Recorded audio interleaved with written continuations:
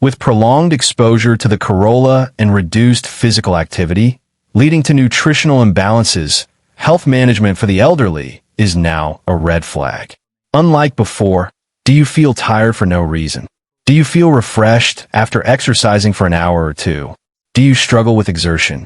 Do your thighs appear thinner? Or are you concerned about your blood sugar and glucose levels? If you're already taking medication but aren't seeing any improvement, it's time to reevaluate your current lifestyle and eating habits. Music. 3 things that change with age regardless of illness. There are 3 things that change with age for everyone. First, nutrient absorption rates change. Second, the nature of your muscles changes. Third, your reactions to medications and side effects change.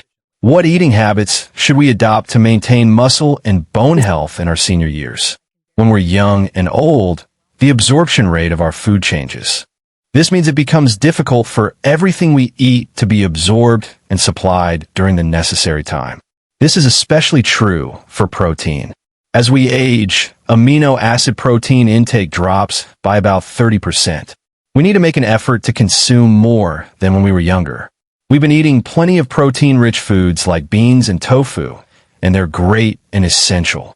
However, the nutrient we're particularly lacking is animal-based carbohydrates. If you're deficient in animal-based protein, no matter how much you exercise and maintain your body, you won't gain muscle mass or maintain strength.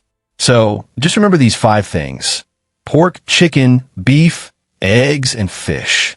Consider these 5 essential proteins and consume them consistently.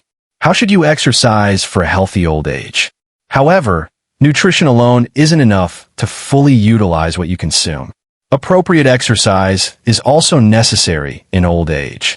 What kind of exercise is necessary for a healthy old age? As we age, the efficiency of our muscles, how much we can use them, becomes even more important.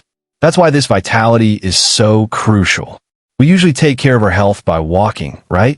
But if we don't exercise other than walking, our muscles won't receive enough stimulation. If that happens, the amino acids we work so hard to consume won't be fully absorbed by our muscles. We might not be able to absorb the nutrients, so we starve ourselves. Consequently, muscle efficiency actually decreases. When we need more, we use our joints more, and we often lose muscle mass. Therefore, we need a full-body, compound workout that includes strength training, balance, and stretching. By engaging in compound exercises like this, our muscles can better absorb the nutrients. As muscle efficiency increases, conditions are created for further muscle mass growth. What should I be cautious about when relying on medications rather than exercise or diet? However, many people rely on supplements, nutritional supplements, and other medications for their health, rather than exercising or controlling their diet. When you go to the hospital, they prescribe a lot of medication. Even just visiting 3 hospitals can lead to this many stories. However, as you age, your reactions to medication change, and irregularities also increase significantly. So, even if you take 9 medications a day, the probability of experiencing side effects is nearly 100%.